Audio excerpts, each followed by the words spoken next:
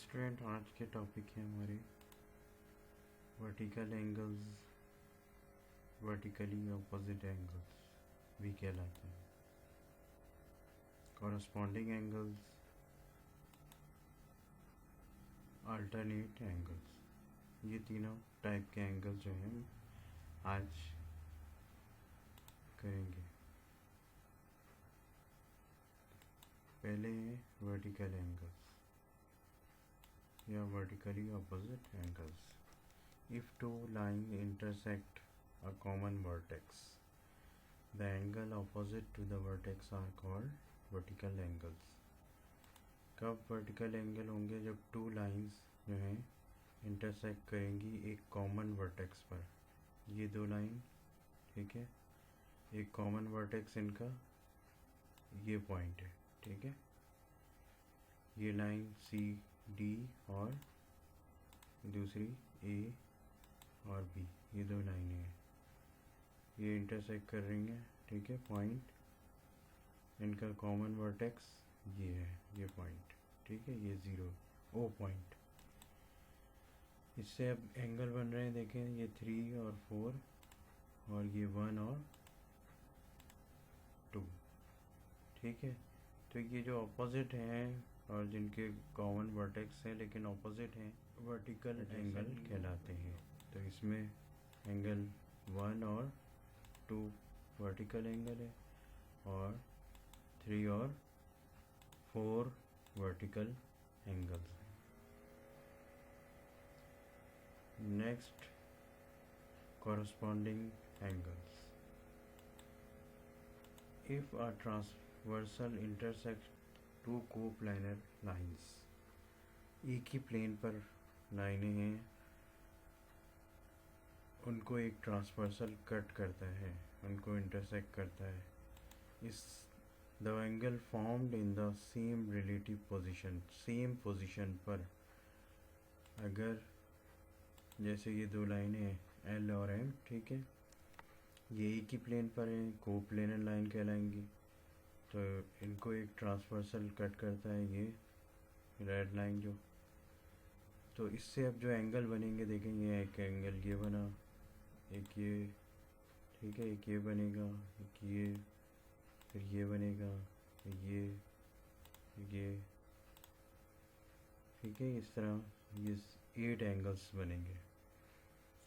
अब same relative position क्या है? इससे रिलेटिव सेम पोजीशन, यानी इस साइड सेम, इसके रिलेटिव, यानी इससे जब हम इन चारों को इस चारों से कंपेयर करें तो ये इसके साथ आएगा, ठीक है, 2 6 के साथ, 3 7 के साथ और 4 8 के साथ। तो ये कॉरस्पॉन्डिंग एंगल कहलाते हैं रिलेटिव पोजीशन के रेफरेंस से, यानी 1 और 5 हो जाएगा एंगल, ठीक है, और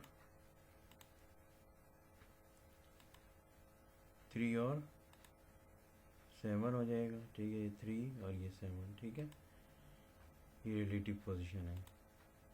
और 2 और 6 हो जाएगा, और अब क्या रह गया, 4 और 8। तो ये सारे कौन से हैं? कॉरस्पॉन्डिंग एंगल्स, सेम साइड लेकिन रिलेटिव पोजीशन पर। तो ये, लेकिन ये पैरेलल लाइन थी, अगर पैरेलल लाइन ना हो तब भी ये एंगल कॉरस्पॉन्डिंग ही कहलाएंगे, लेकिन ये सेम नहीं होंगे। बस फर्क ये होगा, इक्वल पैरेलल लाइंस होंगी तो एंगल जो कॉरस्पॉन्डिंग होंगे वो इक्वल होंगे, कॉन्ग्रेंट होंगे, जबकि इस सूरत में पैरेलल ना हो तो फिर ये इक्वल। नेक्स्ट टॉपिक है अल्टरनेट एंगल्स। अल्टरनेट एंगल्स क्या होते हैं? If a transversal intersects two coplanar lines, दो कोप्लानर लाइंस को अगर कोई ट्रांसवर्सल इंटरसेक्ट करे तो उससे जो बनने वाले एंगल होते हैं, the angles formed in the opposite side of transversal और कॉल्ड अल्टरनेट एंगल्स। तो ट्रांसवर्सल के ऑपोजिट साइड पर बनने वाले एंगल जो हैं वो अल्टरनेट एंगल कहलाते हैं।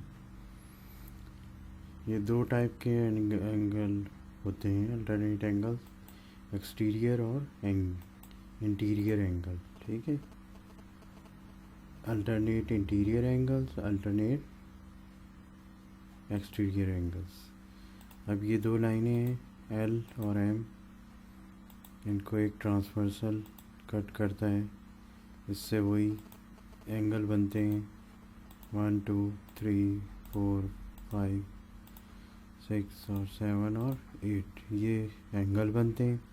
ठीक है, अब अगर आप गौर से देखें तो ये 3 4 5 6 इन पैरेलल लाइन के अंदर की साइड है, inside these two parallel lines, ये इंटीरियर एंगल कहलाते हैं। ठीक है, और एक्सटीरियर कौन से होंगे इससे बाहर, ये 1 2 और 7 और 8।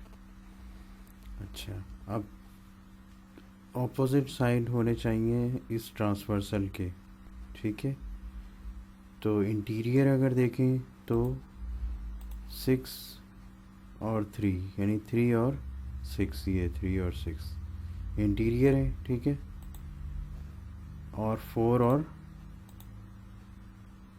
5, लेकिन ये पहले एक्सटीरियर यहाँ आ गया, एक्सटीरियर 2 और